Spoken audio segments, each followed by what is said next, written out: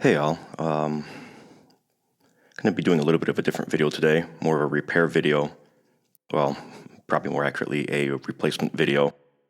This is a copy of Madden 94, has a battery inside that more than likely isn't working anymore, so if I really wanted to play this game and save my progress, I wouldn't be able to. And that's a common thing that happens with games this old, NES games, Super NES games, Genesis games, Game Boy, Game Gear, things like that, and you just have to replace the battery. However, in almost every case, the battery is actually soldered on and not just clipped in like a typical coin cell battery. So you have to desolder the old one and then solder on a new one. So we're going to try that today. And as you can see, it's soldered in. So you may also notice we're in a different environment. I'm in my basement today. This is usually where I do my repairs and cleaning. So the sound might be a little bit different because there's more of an echo down here. Plus the furnace is behind me. That may kick in at some point too because it's a little cold out.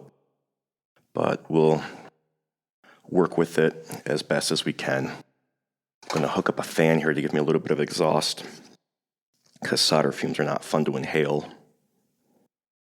And you should try to avoid doing so whenever possible. Sorry about that, I knocked the camera over while I was trying to plug the fan in. But anyway, what we're going to do is apply a little bit of flux, which should help the old solder come off a little bit more easily. And if it doesn't, then we'll just apply some fresh solder to it, just in case. Should be enough. Now, different ways you can go about it. You can use a little solder pump, which will just vacuum the solder off once you heat it up with a soldering iron. Or the other method you may have to try, depending on how stubborn it is you might just have to hold it, heat up the solder, and pull the tabs out one by one. We'll try the solder sucker route first, and if that works, great. If it doesn't, then we'll go route with the other option. I've got a smaller chisel tip on there, but I'm hoping that's going to be enough. I think that's loose.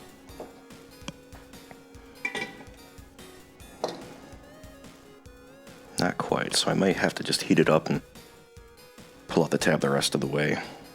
Get it from a different angle, it should be easier. We'll see. Yeah, there we go, that's a little better. Now let's get the other side. One of these days I'll pick myself up a set of what's called helping hands, which is basically just a pair of alligator clips, something similar that'll hold your PCB or whatever it is you're soldering, so that you don't have to do what I'm doing here. There. That came out nice and cleanly. Now, if you look carefully, at least on this game from EA, there's 3 different tabs. These 2 are linked together, and that's because some batteries have their clips, where I just removed it, but the batteries that I've got, and I'm sure, suppliers at the time even had batteries that have the clips more spaced out. Now on this battery, the top, any Sierra 2032 battery, the top is always positive, the bottom is always negative. So where this tab is welded on, that's going to be your positive, and you have to be careful because on the board it should be marked off, either the positive side will be marked off or the negative side. So it looks like this here is the positive, and then that's the negative there. Positive, negative. So what's going to end up happening is that this is going to, the negative post is going to connect into this hole here. So what we'll have to do, first we have to bend these tabs because they more than likely got bent during shipping, which isn't surprising. Now I'm doing this video instead of a typical review video because my server, even though it's mostly working again, it's not 100% perfect, and I don't want to risk any super important footage. So I'm just going to leave this footage on the camera and connect it to my editing workstation and go from there. What I might have to do first is melt this solder here, maybe even just remove it, apply some fresh solder, just because it'll be easier to get the tabs through first. I'll try this left-handed this time. Now this is actually not my first attempt at making this video. What ended up happening is I could not get the solder to melt once I could get solder to melt on the iron. I could not get it to melt off of the board. Turns out my new reflow station was set to Fahrenheit by default. Now don't get me wrong, I'm all about imperial measurements since that's what I grew up on.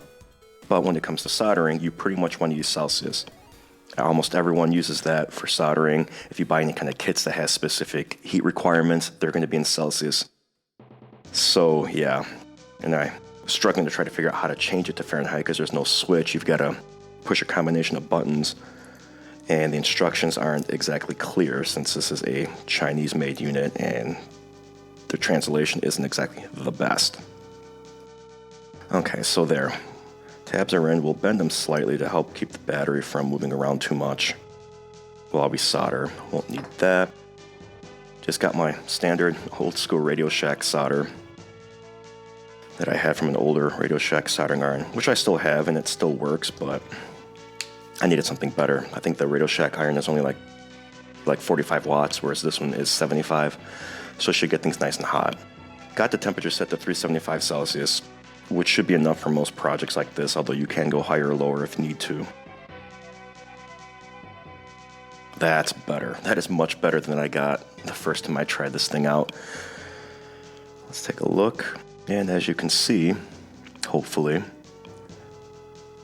some pretty good solder points there. Now, if you want, you can clip the leads off, but if you notice, the leads on all the chips on the other side are roughly the same height, so there should be enough clearance. So we're not worried about that. One thing you should also do, not 100% important, but it's like 99% important, at least in my opinion, and that's wipe off the solder residue. Now, normally I would use a Q-tip with some isopropyl alcohol. Instead, I'm going to use one of these IPA wipes that you would normally use to sterilize skin before, if you're trying to sterilize a wound or something like that.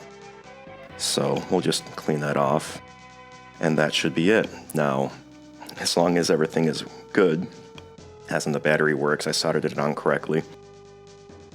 If I hook this up to my Genesis and decide to start a new game, I should have no problem doing so. The other unique thing about this particular cartridge that I've noticed is that they used Phillips screws instead of the more standard game bit screws, which are just security screws. But I've noticed in other EA games, some of them are using a security Torx bit, and some of them are using a game bit, and then some further from that use another type of screw known as a Holt screw, which kind of looks like a radioactive symbol, for lack of a better term. Now, you can get those screwdrivers and those bits, but they're super expensive, and you can pretty much only find them online. However, I realized that you can use a spanner bit, which is like a flathead bit, but it's got the middle cut out. You can use that, and it's good enough. So the game's back to good. Hopefully, we'll test it out and see. Alright, so we're going to test the battery out now. I'm sorry for a little bit of a janky setup here. I don't actually have an official game room setup where I've got everything plugged into a TV just yet. So I'm using just this monitor with an HDMI adapter. So here's the Genesis with the Madden 94 game in. Turn it on. So far, so good. Never actually played Madden 94, so I have no idea what's going to happen. Apparently nothing is happening. Let's try hitting reset again. We did have the Sega logo earlier. Still nothing.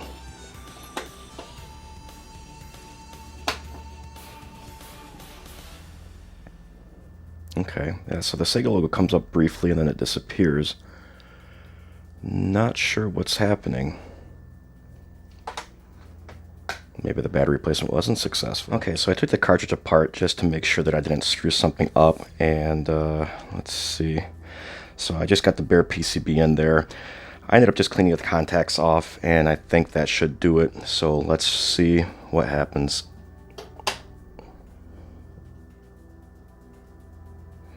Sega logo briefly. There we go. So yeah, so make sure you clean the contacts off your older cartridge-based games before you try to film something for YouTube.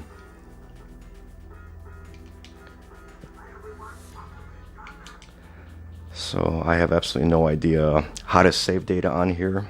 I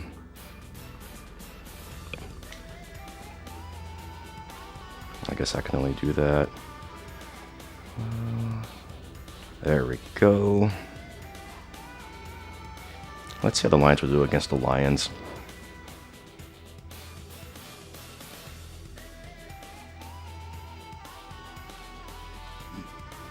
Let me see if I can get another game mode on. Something that I can actually save and get stats for.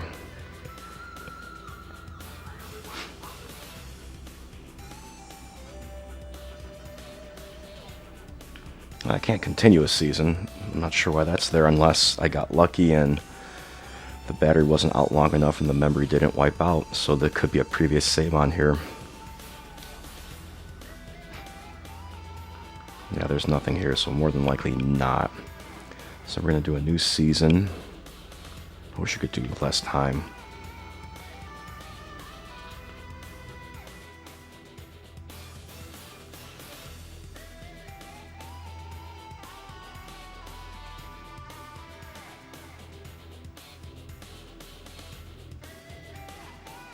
Oh my god, it's over.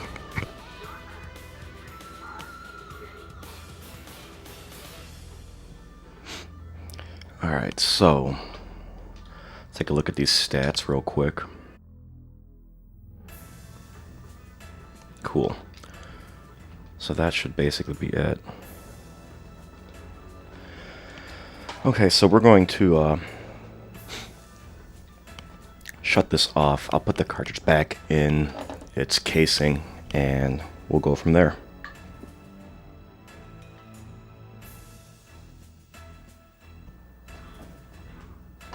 Alright, I've got the game back together. Let's see if I can continue my season. Continue season there. I left off with the Patriots and the Lions. Look at the standings. There we go. So the battery replacement was definitely successful. Fortunately, because I was really concerned. Especially since, like I said, I had some issues with the soldering iron at the beginning. But it looks like everything's good. So that's all I have to show here. I'm going to switch it back to commentary mode. So, what did you guys think? Do you like this type of format? Do you want me to change from time to time? Or do you want me to just stick with tours, unboxings, and general reviews? Leave a comment below, let me know. If you liked the video, hit the thumbs up, and subscribe if you haven't yet. If you didn't like the video, hit the thumbs down, but please leave a comment explaining why so I can make improvements in the future. Thanks all, I'll catch you later.